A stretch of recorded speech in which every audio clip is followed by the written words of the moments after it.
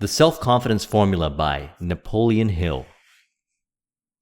One of the most important things that we can have in life is belief in ourselves, faith in ourselves, the ability to look at current opportunities, circumstances, environment, and just about everything that you have and realize that you are sitting on your own acres of diamonds, like Russell Conwell put it, in acres of diamonds. And so when you have this ability to see this, you realize a high degree of self-confidence. The truth is this: everybody is sitting on their own acres of diamonds. You have right now the ability and the opportunity to create whatever it is you want in life, and the only limiting factor that holds you back is faith in yourself. If you do not have faith in yourself, you are not able to look at the current circumstance and everything that you have right now from a place of opportunity. You might see it from a place of limitation, lack, but definitely not from a place of opportunity. So thus, I decided to make this discussion on the self-confidence formula, which is based out of or pulled right from Think and Grow Rich, and I want to get into some discussion on it. If you follow this formula, which for me was really valuable at the age of 24, and I'm 39 now, to cultivate self-confidence, then I can vouch for its effectiveness that over the years, no matter what initiative I take on, whatever vision I create that is at a higher level of magnitude, I move forward towards creating it from a place of increasing self-confidence. So confidence is that a thing we can continuously increase for the rest of our life. Remember this when it comes to Think and Grow Rich. Thoughts, which are mixed with any of the feelings of emotions, constitute a magnetic force which attracts, from the vibrations of the ether, other similar or related thoughts. Now, what does this mean, and how does it relate to self-confidence? Well, when you have a high degree of belief and faith within yourself and others, and understand that you are sitting on your own acres of diamonds, the thoughts that you attract are that of what you can do to resolve the problem, to overcome the obstacle, to move forward with purpose.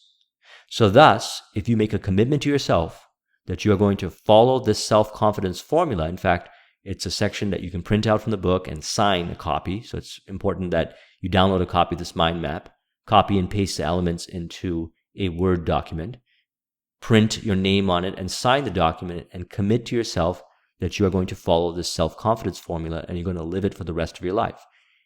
Because if you do that, then you're going to feel better and greater and higher in well-being, and that feeling is going to go out and attract people, circumstances, because self-confidence attracts, and you're going to also have the thoughts attracted to you that is going to help you bring forth your vision.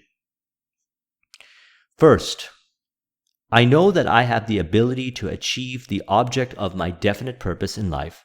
Therefore, I demand of myself persistent, continuous action towards its attainment, and I here and now promise to render such action.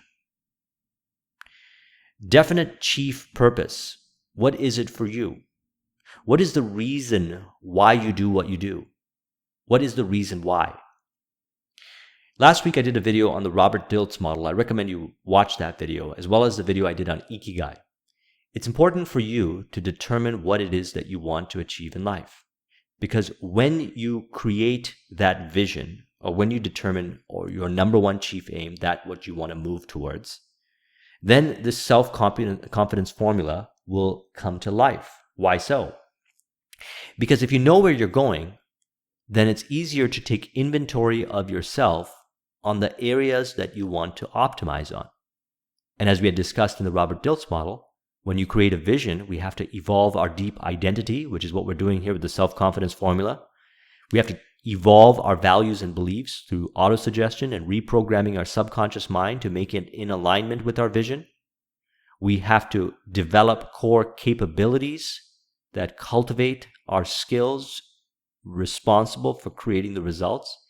Behaviors need to be performed in a certain way, that of faith, that of a high level of self-confidence, to influence, in the last level of the Robert Dilts model, the environment to produce the results. Self-confidence people with a high degree of self-confidence, are able to attract more opportunities. People with a high degree of self-confidence have people that gravitate towards them because they are a source of opportunity, abundance, prosperity, well-being, good feelings, good vibes. And thus they have a greater choice on who to work with. And they have the ability to choose. They make decisions. One of the most important things that we could do is remove fear, doubt, and indecision, which is from the chapter on outwitting the 6 ghosts of fear. That's one of the things that Napoleon Hill mentions we need to eliminate. You will not eliminate it unless you have a certain degree of confidence and faith in yourself. So that's what we need to do, is have a direction to move towards, a number one definite chief aim, and then realize that the journey is going to be just as fun as the destination. The materialization of that vision, that destination, is going to be just as fun as the journey.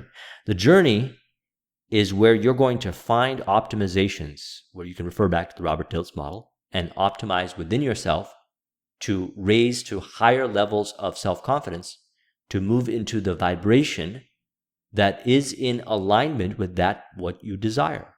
Second, the dominating thoughts of my mind will eventually reproduce themselves in outward physical action and gradually transform themselves into physical reality. Therefore, I will concentrate my thoughts for 30 minutes daily upon the task of thinking of the person that I intend to become, thereby creating in my mind a clear mental picture. Now, we've gotten into an extensive discussion on Psycho-Cybernetics by Maxwell Maltz. If you haven't read that book, I recommend you read it and watch the video that I did on it. I'll put the link in the description. As well as we talked about this in the Robert Dilts model, the identity. How you believe yourself to be is how you're going to navigate reality. It's going to determine the actions that you take and the quality and the caliber and the magnitude of the actions that you do take. It's also, as mentioned, going to determine who you attract into your life and the kind of feeling that you go about navigating reality to bring forth. Feeling materializes into the external world. Thoughts materialize into things. Your thoughts also govern your actions. And what we want to do is operate from a high level of self-confidence. So what do? We concentrate on the self-image, how we see ourselves, how we imagine ourselves to be. One of the things that you could do is create a vision board in which you take a collage of different looks and experiences and so forth, where you can visually construct in your imagination the ideal person that you would like to become. And dedicate time every single day to look at that vision board. And not just look at it passively, but emotionalize and visualize yourself living that wish fulfilled, as Neville Goddard puts it. And one of the things that I like to do is I take a snapshot of my vision board and I have it on my phone. I have my definite chief aim on my card, and all of it relates back to the identity of how I see myself to be. And as a result of it, I notice my behaviors changing, and they are more in alignment with that I see myself, which is the level of self-confidence required to attract that what is related to your vision. Third, I know through the theory of autosuggestion, any desire that I persistently hold in my mind will eventually seek some expression through some practical means of obtaining the object or position I desire. Autosuggestion. There's a whole chapter dedicated to autosuggestion in Napoleon Hill's Think and Grow Rich. Any information that you consume repeatedly over and over again will program your subconscious mind. That's known as autosuggestion, intentionally consuming information over and over again, affirmation statements, or using something that I talk about in my subconscious mind training program, or watching this video over and over again, or taking a piece of content that is really powerful that is going to infuse in you a high degree of self-confidence and listening to it over and over again. That auto-suggestion is going to go into your subconscious mind and alter the way you navigate reality. There's a saying, when you change the way you look at things, the things you look at change. And you don't want to change things at a surface level. You want to change it at an identity level. In other words, you want to believe yourself to be right now that person that ideally you would like to become. And you do this by creating affirmations and repeating them to yourself over and over again, or recording audios and playing them to yourself over and over again, ideally when you wake up and when you go to sleep. And while you're doing it, it's important to emotionalize and visualize. That's what's going to impress the subconscious mind. And the subconscious mind is going to bring forth. See, that's the role of the subconscious mind. If you haven't watched the discussion I did on The Power of the Subconscious Mind by Joseph Murphy, I'll put some links in the description. I recommend you watch it.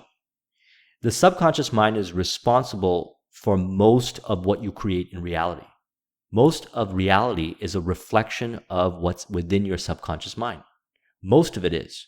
The outer world is a reflection of the inner world. And so thus, when we persistently hold in our mind that image of who we want to become, and we repeat it to ourselves through autosuggestion, and here's some more pieces I want to give to you that will add to the power, is you surround yourself with people, circumstance, environment, and information that support that version of yourself that you want to become. It will go into your subconscious mind and it will materialize yourself and circumstances to reflect. Fourth, I have clearly written down a description of my definite chief aim, and I will never stop trying until I develop sufficient self-confidence for its attainment. Now, this is very important. This is very distinct. I want you to really reflect upon this. I will never stop trying until I develop sufficient self-confidence for its attainment. Now, what does this mean? If we read really deep into this and we understand the philosophy of Think and Grow Rich, what this means is we put ourselves in the feeling and the vibration of the self-confidence that mirrors the vision of what we want to create. We have to feel in alignment with that. It is when we feel in alignment with that vision through self-confidence that the optimal behaviors, the optimal actions, the right scenarios, the people will mirror and the vision will materialize. But you've got to be clear. What is your definite chief aim? What is the vision that you're looking to create? And you have to make a commitment to yourself that you will never stop trying till it is materialized by rising yourself up to the level of self-confidence that is a mirror reflection of the equivalent of that visual representation, whether it's in your imagination or your vision board. Fifth, I realize that no wealth or position can long endure unless it's built upon truth and justice. I will engage in no transaction that will not benefit all whom it affects. I will succeed by attracting to myself the forces that I wish to use and the cooperation of other people. I will induce others to serve me because of my willingness to serve them. I will eliminate hatred, envy, jealousy, selfishness, cynicism by developing love for all humanity, for I know that a negative attitude towards others will never bring me success. I will cause others to believe in me because I will believe in them and in myself. Now, this is very powerful. It's important to reflect upon these statements very deeply. The removal of hatred, envy, jealousy, and selfishness and cynicism is going to be an accelerator for you to rise up into the vibration of the self-confidence that is going to be in the mirror reflection of the vision that you want to create. And thus it will materialize. So it's important then, as you navigate reality, to take inventory of the areas where you are experiencing hatred, envy, jealousy, selfishness, cynicism, and make a commitment to yourself that you are going to change the programming, the values and beliefs that you have, so that you will experience navigating the environment with ease, a higher degree of self-confidence and faith. It is from this feeling that you'll be able to materialize that what you are looking to materialize, that what you're looking to create.